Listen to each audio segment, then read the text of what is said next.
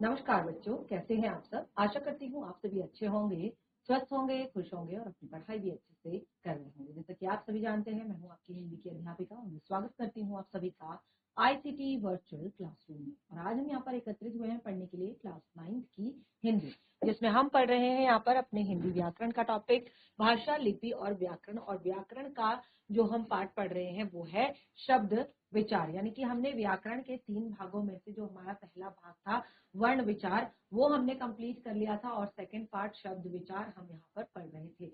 तो शब्द विचार में हमने अभी तक लास्ट सेशन से अभी तक काफी सारी चीजें यहाँ पर समझी हैं। जैसे हमने यहाँ पर सबसे पहले जाना है कि शब्द होता क्या है, शब्द किसे कहते हैं और शब्द की क्या परिभाषा होती है और शब्द के कितने प्रकार होते हैं और शब्द भंडार किसे कहते हैं। ये सारी चीजें हमने अपने लास्ट सेशन में पढ़ी थी।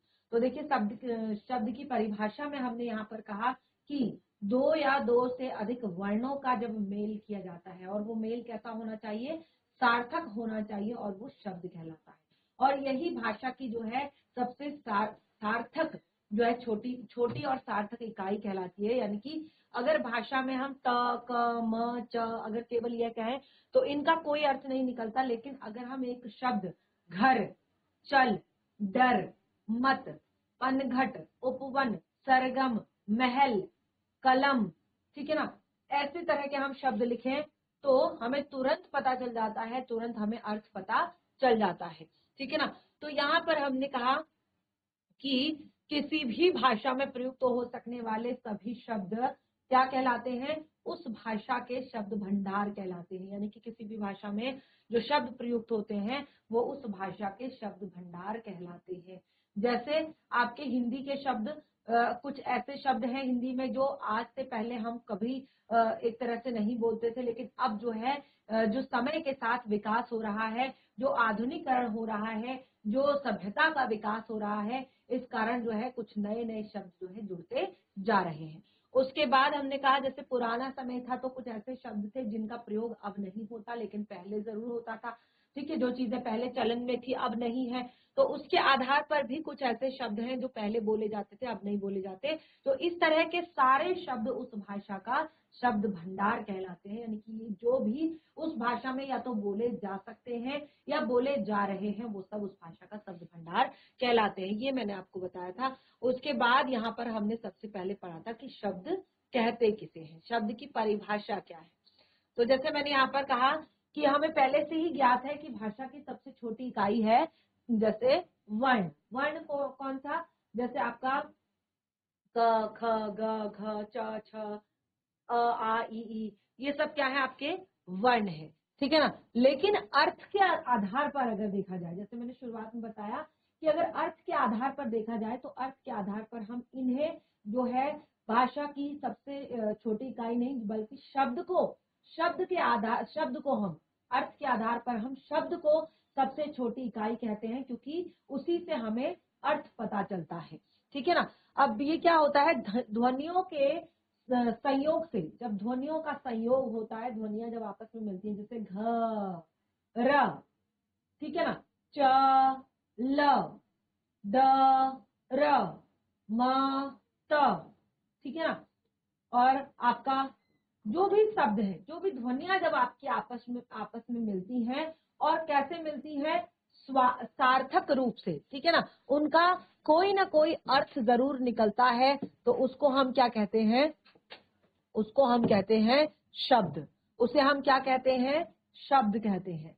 तो ध्वनि या ध्वनि समूह को ही शब्द कहा जाता है। जो सार्थक ध्वनि या ध्वनि समूह को शब्द कहा जाता है। ये हमने पढ़ा था शब्द की परिभाषा। एक लाइन में अगर आपसे कोई पूछे तो 2 या 2 से अधिक वर्णों के सार्थक मेल को शब्द कहते हैं। एक लाइन में शब्द की परिभाषा अगर लिखनी है, ठीक है ना, 2 या 2 से अधिक वर्णों के, जैसे हमने क्या कहा, पनघट तो 4 वर्णों का मेल हो गया, उपवन 4 वर्णों का मेल हो गया, आम केवल 2 वर्णों का मेल हुआ, ठीक है ना, हवा 2 वर्णों का मेल। तो 2 या 2 से अधिक कितने भी वर्णों का मेल जब हम कराते हैं तो उससे सार्थक मेल जब होता है, सार्थक यानी कि कोई प्रॉपर अर्थ निकले। जैसे मैंने यहाँ पर आपको एग्जाम्पल भी बताया था, जैसे अगर हमने कहा बहुत सारे ऐसे शब्द जिनका हम प्रयोग करते हैं, ठीक है ना। तो वो सारे शब्द क्या होते हैं, आपके सार्थक होते हैं, और कुछ जो शब्द जिनके अर्थ नहीं निकलते वो निरर्थक होते हैं। ये हमने यहाँ पर इसी के आधार पर, केवल अर्थ के आधार पर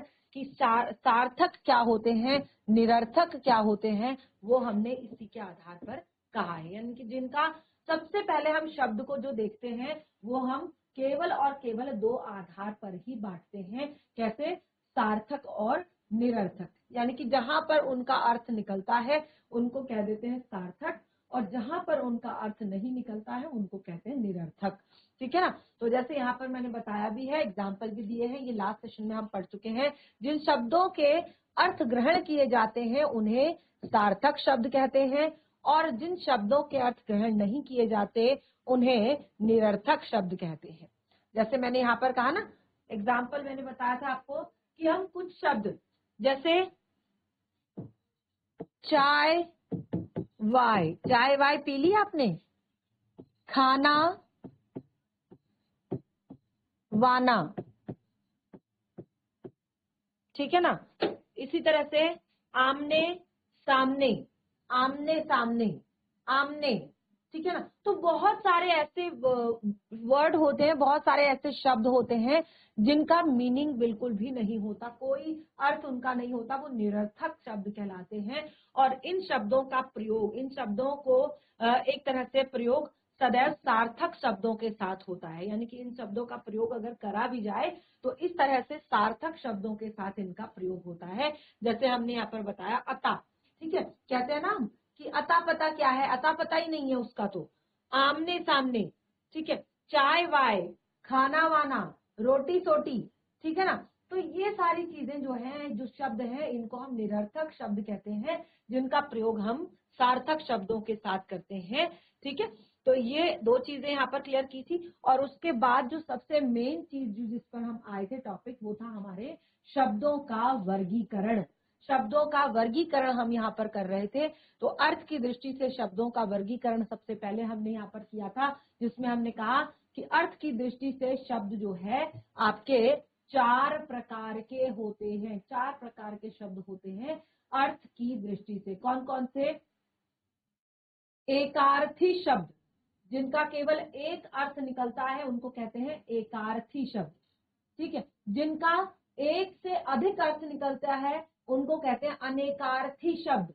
जिनके पर्याय में, यानी कि जो सेम अर्थ देते हैं उनको कहते हैं पर्यायवाची शब्द। ठीक है। जो उल्टा अर्थ देते हैं उनको कहते हैं विलोम शब्द। ठीक है। तो इस तरह से चार तरह के हमने यहाँ पर शब्द पढ़े थे, जो लास्ट सेशन में मैंने आपको बताए थे। और मैंने आप लोगों से यहाँ पर कहा था कि कुछ हम इस तरह के ढेर सारे एग्जाम्पल लेंगे। तो अभी पूरा टॉपिक हमारा शेष है, तो मैं आपको यहाँ पर काफी सारे एग्जाम्पल बताऊंगी पर्यायवाची शब्दों के, विलोम शब्दों के। ठीक है ना। तो उसके बाद हम यहाँ पर प्रयोग की दृष्टि से, अब देखिए प्रयोग की दृष्टि से क्या होता है शब्द। प्रयोग की दृष्टि से जब हम शब्दों का प्रयोग किस चीज के लिए कर रहे हैं, किस चीज के लिए शब्दों का प्रयोग कर रहे हैं, तो जैसे कुछ शब्द तो होते हैं सामान्य, जो हम सामान्य बोलचाल की भाषा में प्रयोग करते हैं। कुछ होते हैं तकनीकी, जिनको कहते हैं टेक्निकल वर्ड्स। ठीक है। हम किसी विषय को पढ़ रहे होते हैं, अगर हम विज्ञान पढ़ रहे होते हैं, अगर उस विज्ञान में हम बायोलॉजी पढ़ रहे होते हैं, अगर हम उसमें केमिस्ट्री पढ़ रहे होते हैं, अगर हम उसमें फिजिक्स पढ़ रहे होते हैं, तो या कोई भी ऐसा विषय से संबंधित, तो उससे जो संबंधित शब्द होते हैं वो क्या कहलाते हैं? हमारे तकनीकी शब्द, यानी कि टेक्निकल वर्ड्स। और कुछ होते हैं अर्ध तकनीकी शब्द। ठीक है। उसके बाद आता है हमारा स्रोत। स्रोत इतिहास, या इसको उत्पत्ति भी कहते हैं। ठीक है ना। इसको उत्पत्ति की दृष्टि से भी कहते हैं। उत्पत्ति की दृष्टि से क्यों कहते हैं? कि शब्द की उत्पत्ति कैसे हुई है। तो आप सभी को पता है कि जो हमारी हिंदी भाषा है, इसकी उत्पत्ति संस्कृत भाषा से हुई है। कहाँ से हुई है हिंदी की उत्पत्ति?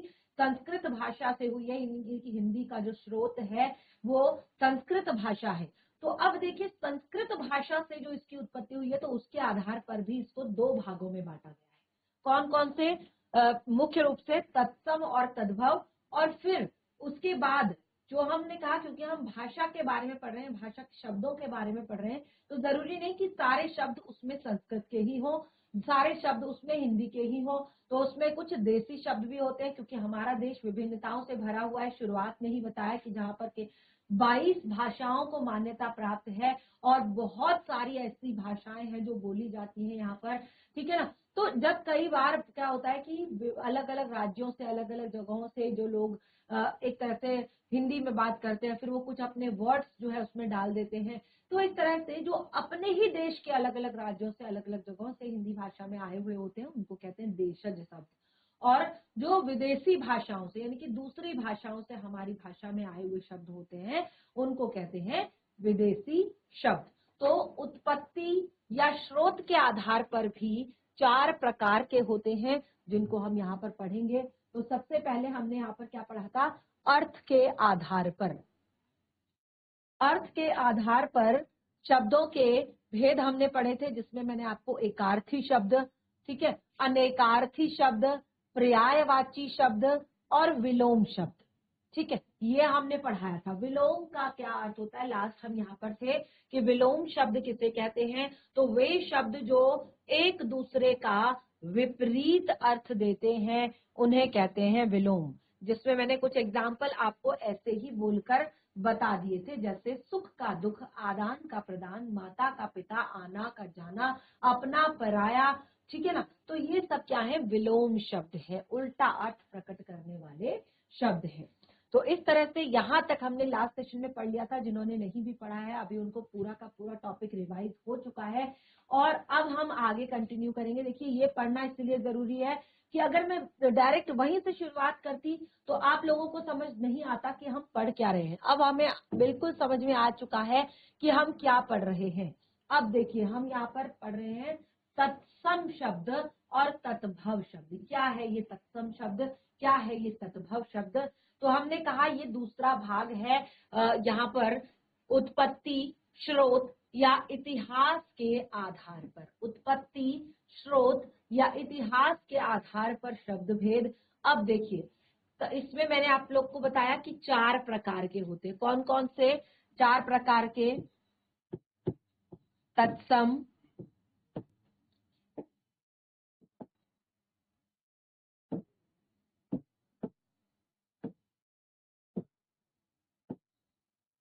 तद्भव, देसी और विदेशी। ये 4 प्रकार के शब्द होते हैं।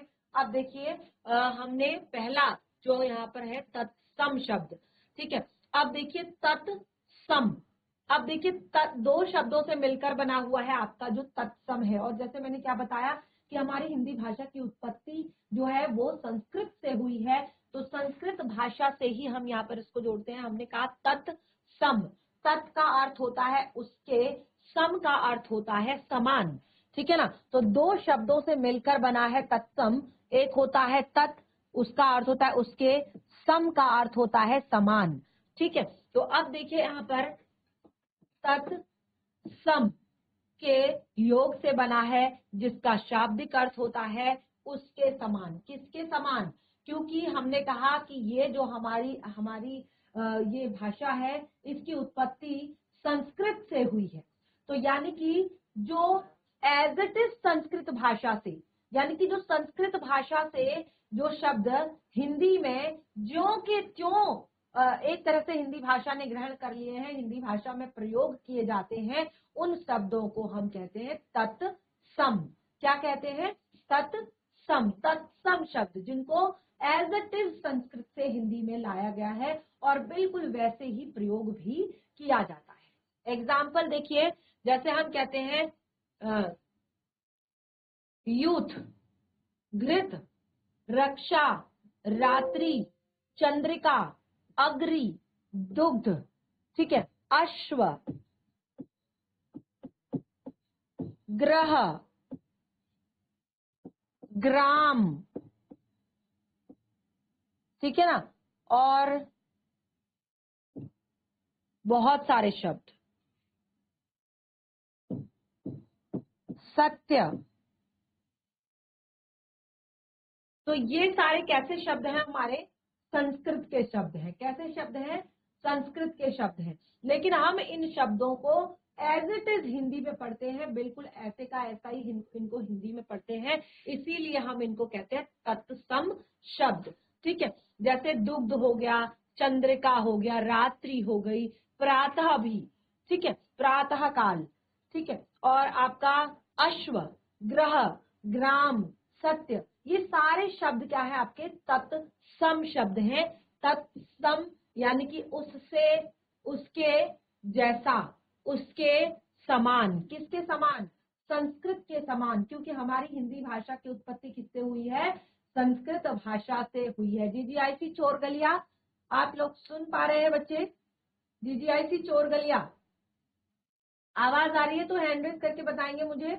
GGIC Chorgalia, good morning ma'am. Class 9 के बच्चे हैं आप? Yes ma'am. तो हम यहाँ पर क्या पढ़ रहे हैं, आपको पता है कौन सा सब्जेक्ट पढ़ रहे हैं हम यहाँ पर? मैम हिंदी, व्याकरण। हिंदी पढ़ रहे हैं। यस, हिंदी व्याकरण पढ़ रहे हैं। हिंदी व्याकरण में क्या पढ़ रहे हैं? तत्सम शब्द। तत्सम तो शब्द क्या होते हैं तत्सम शब्द? किसे कहते हैं तत्सम शब्द? किसे कहते हैं तत्सम शब्द? चलिए पढ़कर बता दीजिए, आपके सामने लिखा हुआ है, पढ़कर बता दीजिए। जीजीआईसी चोरगलिया, एक दूसरे को माइक नहीं पकड़ाइए। यस मैम, यस, पढ़ के बताना। पढ़कर ही बता दीजिए। उत्पत्ति, स्रोत ऑब्लिक इतिहास के आधार पर फर्स्ट नंबर, तत्सम शब्द किसे कहते हैं?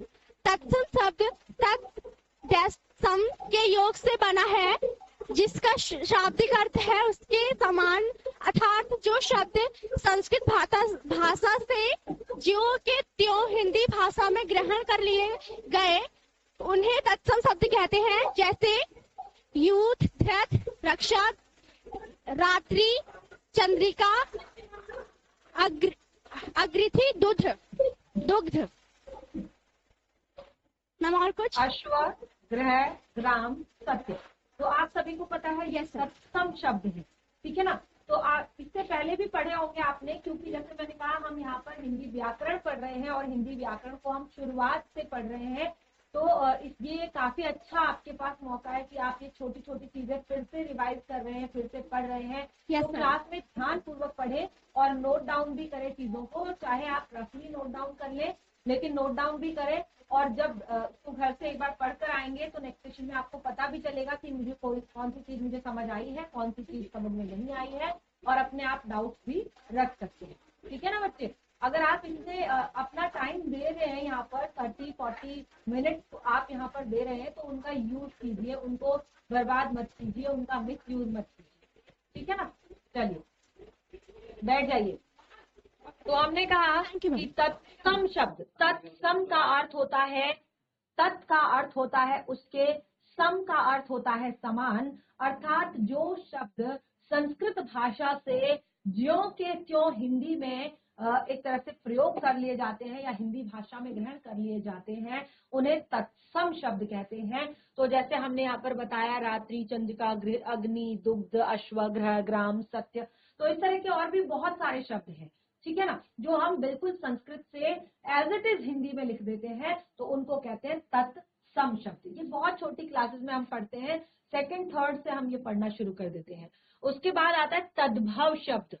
तद्भव शब्द सेम है, तद्भव दो शब्दों के योग से बना हुआ है, तत् और भव, और जिसका शाब्दिक अर्थ होता है, तत् का अर्थ होता है उससे, भव का अर्थ होता है जन्म लेना या उत्पन्न होना। तत् का अर्थ होता है उससे, भव का अर्थ होता है जन्म लेना या उत्पन्न होना, या उससे उत्पन्न हुआ, संस्कृत से जो उत्पन्न हुआ है उसको हम कहते हैं तद्भव शब्द। जैसे संस्कृत भाषा से हजारों वर्षों की यात्रा के बाद, यानी कि कुछ शब्द जैसे होता है ना कि हमने देखा है कि हमारे उत्तराखंड में हम एक दो मंडल है, हमारे गढ़वाल मंडल है, कुमाऊं मंडल है, और इसमें भी कुमाऊं मंडल की जो बोली है वो अलग है, ठीक है, और गढ़वाल मंडल की जो भाषा है, बोली है, वो अलग है। और आप कुमाऊं मंडल में भी अगर थोड़ा थोड़ा अंदर को जाते हैं, ठीक है, जीआईसी चोरगलिया कहाँ आता है? ये गढ़वाल मंडल में आता है कि कुमाऊं मंडल में आता है? कौन बताएगा मुझे, कौन से मंडल में आता है हमारा जीआईसी चोरगलिया? कुमाऊं मंडल में आता है, ठीक है ना। क्योंकि तो अब देखिए हमने कहा कि जैसे हम कुमाऊं मंडल में, तो वहां पर भी आप देखेंगे कि थोड़े थोड़े रीजन के बाद जो एक टोन होती है जो बात करने का है, वो पहाड़ी भाषा है, कुमाऊनी भाषा है, लेकिन उसका जो टोन होता है वो थोड़ा चेंज हो जाता है, तरीका बोलने का तरीका चेंज हो जाता है। चीजों को, जो भी कोई चीजें हैं उनको, अगर हम कहीं पर कुछ बोलते हैं, कहीं पर कुछ बोलते हैं, कहीं पर कुछ बोलते हैं, ठीक है, तो ये एक भाषा है। तो ऐसे ही जब ये हिंदी भाषा की उत्पत्ति हो रही थी, तो उसमें हजारों वर्षों तक ये एक यात्रा थी कि किस तरह से शब्द जो है हिंदी भाषा में आ रहे थे, यानी कि संस्कृत से कैसे हिंदी भाषा बन रही थी, ठीक है। तो हजारों वर्षों की यात्रा के बाद ये हिंदी भाषा का परिवर्तित रूप इन्होंने ग्रहण कर लिया, यानी कि इन्होंने, जैसे हम कहते हैं सर्प, अब सर्प जो है क्या है, वो संस्कृत भाषा का शब्द है, सर्प, ठीक है ना। अब हम इसको ये बोलते हम इसको अब क्या कहते हैं, सांप कहते हैं ना, सांप, ठीक है। अब जैसे हमने कहा ग्रह कार्य, ठीक है। अब ग्रह कार्य, तो ग्रह का अर्थ होता है, ग्रह को हमने धीरे धीरे ये क्या बन गया, घर, ठीक है। तो इस तरह से सत्य क्या बन गया, सच। तो इस तरह से ये सारी चीजें जो है धीरे धीरे कहां से उत्पन्न हुई, संस्कृत से उत्पन्न हुई। तो जो शब्द संस्कृत भाषा से उत्पन्न हुए हैं उनको हम कहते हैं तद्भव शब्द, ठीक है। क्या कहते हैं, तद्भव शब्द। जैसे जूठ, घी, राखी, रात, चांदनी, आग, दूध, घोड़ा, घर, गांव, सच। आप देख सकते हैं यहाँ पर जूठ, घी, घृत को क्या कहते हैं, घी, रक्षा धागा कहते हैं ना, जो कलावा हम पहनते हैं, कलावा जो हम हाथ में पहनते हैं उसको रक्षा धागा भी कहा जाता है, रक्षा कहा जाता है। तो रक्षा अब क्या बन गई, राखी। पहले के टाइम पे वही रक्षा धागा बांधा जाता था, जो हम कहते हैं ना, जो भाई बहन का त्योहार होता है, रक्षा धागा, कि भाई जो है वचन देता है अपनी बहन की रक्षा का, तो वो रक्षा सूत्र बांधा जाता था। क्या बांधा जाता था, रक्षा सूत्र बांधा जाता था। लेकिन अब हम उसको क्या कहते हैं, राखी कहते हैं, ठीक है। रात्रि, रात्रि को रात, चंद्रिका को चांदनी, अग्नि को आग, दुग्ध को दूध, अश्व को घोड़ा, ग्रह को घर, ग्राम को गांव, सत्य को सच, ठीक है। तो इस तरह से ये जो शब्द आपके हिंदी भाषा में, यानी कि जिससे संस्कृत से जो शब्द उत्पन्न हुए हैं उनको कहते हैं तद्भव शब्द। तो ये बहुत ही कॉमन सा टॉपिक है जो एक बार रिवाइज आप लोगों ने यहाँ पर अभी कर लिया है, और मैं आशा करती हूँ कि अब आप कभी आगे भूलेंगे नहीं, ठीक है। तो ये हमारा उत्पत्ति के आधार पर दो भेद हमने यहाँ पर पढ़े, कौन कौन से, तत्सम शब्द, तद्भव शब्द। यानी कि एक शब्द तो जो हिंदी संस्कृत से एज इट इज हिंदी में आ गए हैं उनको तत्सम, जो हिंदी में संस्कृत से उत्पन्न हुए हैं उनको कहा तद्भव शब्द। और कुछ एग्जाम्पल्स भी यहाँ पर लिखवाए। और उसके बाद देखिए यहाँ पर एक और चीज आती है आपकी, वो जैसे मैंने आपको बताया देसी शब्द और विदेशी शब्द। जो देसी शब्द आपके यहाँ पर कहे गए, तो मैंने यहाँ पर आपको शुरुआत में भी बताया कि हमारा जो भारत देश है ये विभिन्नताओं का देश है, यहाँ पर हर तरह की विभिन्नताएं हैं। तो बोली भाषा में भी विभिन्नताएं हैं। और जैसे मैंने कहा कि लगभग शुरुआत में ही बताया था जब पहला सेशन चल रहा था कि यहाँ पर पूरे भारत में 22 भाषाओं को मान्यता प्राप्त है, यानी कि 22 भाषाएं जो है, 22 भाषाओं में हिंदी अपना साहित्य जो है लिखा जा सकता है। वो अपना एक तरह से उसमें सब्जेक्ट लिख सकते हैं, अपना साहित्य लिख सकते हैं, अपनी रचना जो है कर सकते हैं 22 भाषाओं में।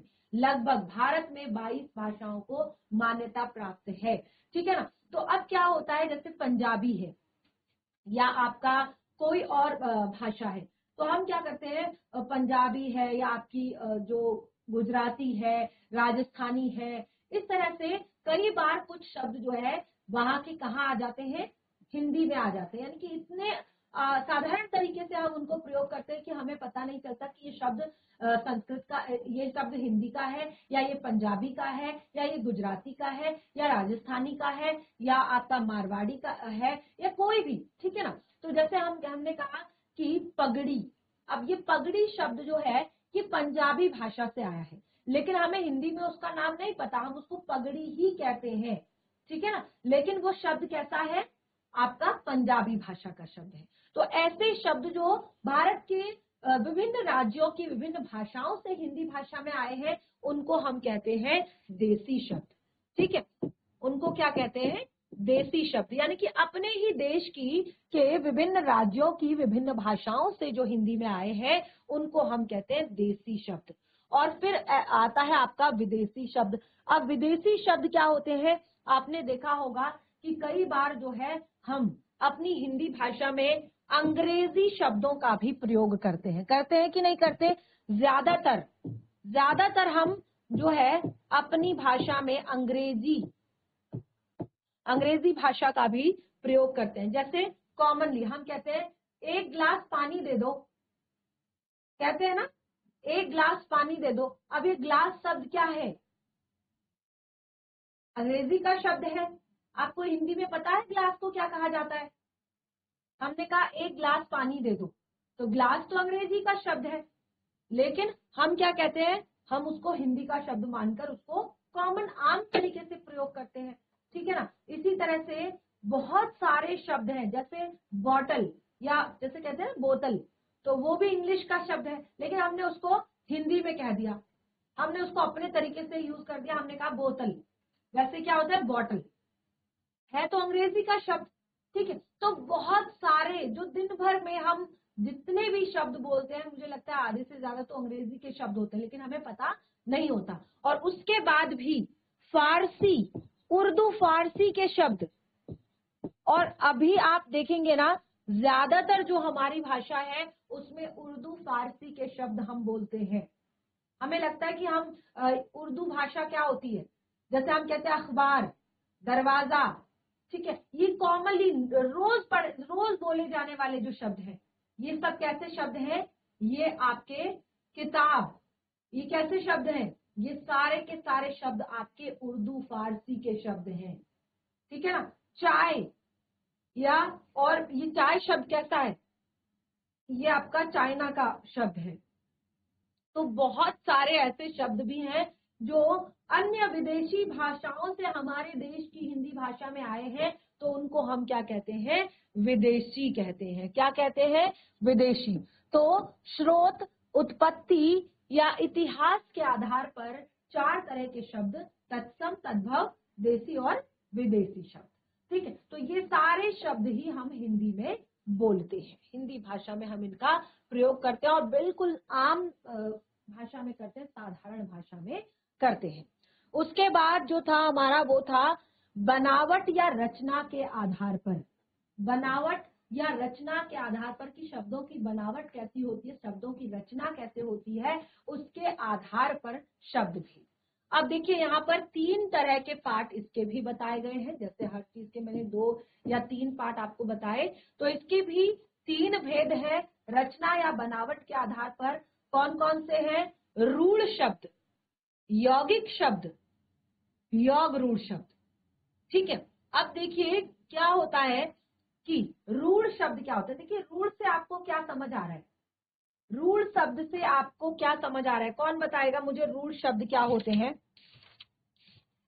या रूढ़ शब्द से आपको क्या समझ आ रहा है। कहते हैं ना रूढ़िवादी विचारधारा, रूढ़ यानी कि जो बहुत पुराना हो, ठीक है, बहुत पहले से चला आ रहा हो, रूढ़िवादी कहते हैं ना, रूढ़िवादियां। तो रूढ़ शब्द हमने ऐसा शब्द जो बहुत पहले से चला आ रहा है और उसमें कोई भी चेंज नहीं किया जा सकता, यानी कि वो शब्द का मूल रूप है, उसमें कोई भी चेंज नहीं हुआ है, उसमें कोई परिवर्तन नहीं हुआ है, उसका कोई दूसरा अर्थ नहीं होता, सीधे सीधे शब्दों में ये कह सकते हैं, ठीक है ना। उसका कोई दूसरा अर्थ नहीं होता, वो पुराने समय से बिल्कुल वही चला आ रहा है तो वही है। जैसे घर, नदी, किताब, और ऐसी और बहुत सारे शब्द हैं जैसे दीवार, ठीक है। तो ये शब्द रूढ़ शब्द कहलाते हैं, जो बहुत पहले से चले आ रहे हैं, जिनमें कोई एक तरह से जिसका कोई दूसरा मीनिंग नहीं होता, जिसका कोई दूसरा अर्थ नहीं होता, ठीक है। उसके बाद आता है आपका यौगिक शब्द। यौगिक शब्द, अब इसमें क्या पता चल रहा है आपको यौगिक शब्द से? यौगिक शब्द से क्या पता चल रहा है? यौगिक से एक शब्द आ रहा है हमारा यहाँ पर योग, ठीक है ना। योग शब्द हमें पहले समझ आ रहा है यहाँ पर। कोई भी चीज मैं आपको हमेशा कहती हूँ कि कुछ भी आपने रटना नहीं है, ठीक है ना। चाहे आप इंग्लिश पढ़ रहे हैं, हिंदी पढ़ रहे हैं, मैथ्स पढ़ रहे हैं, कुछ भी चीजें आपको समझनी है उसके पीछे की चीजों को, तभी आप समझ पाएंगे। तो जैसे हमने कहा, हमने कह दिया यौगिक शब्द, अगर आप रटेंगे ना तो आप भूल जाएंगे, अगर आप समझ कर पढ़ेंगे यौगिक शब्द। तो यौगिक से हमें पता चल रहा है यहाँ पर योग। योग यानी कि जुड़ा होना, योग का अर्थ होता है जुड़ा होना। तो क्या होता है कि जिन शब्दों के सार्थक खंड या टुकड़े किए जा सकते हैं, यानी कि ये दो शब्दों से मिलकर बने होते हैं, दो शब्दों के योग से बने होते हैं, और वो योग भी ऐसा कि अगर आप उनके खंड करें, यानी कि अगर उसको आप दो भागों में बांटें, तो आपको पूरा पूरा अर्थ जो है दोनों का पता चल जाएगा, दोनों का पूरा पूरा मीनिंग आपको समझ आ जाएगा। ऐसे शब्दों को हम कहते हैं यौगिक शब्द। जैसे हमें यहाँ पर नाम से ही पता चल रहा है यौगिक यानी कि योग से बना हुआ। अब देखिए कैसे इन शब्दों का निर्माण 3 प्रकार से किया जाता है। यौगिक शब्दों का निर्माण हम 3 तरह से करते हैं। सबसे पहले उपसर्ग द्वारा, उपसर्ग लगाकर हम इन शब्दों का निर्माण करते हैं, जैसे अपमान, ठीक है ना। प्रत्यय द्वारा, अब उपसर्ग क्या होता है? उपसर्ग और प्रत्यय पढ़े हैं आपने? हैंड रेज करके बताएंगे केवल मुझे, उपसर्ग और प्रत्यय पढ़े हैं आपने? यस।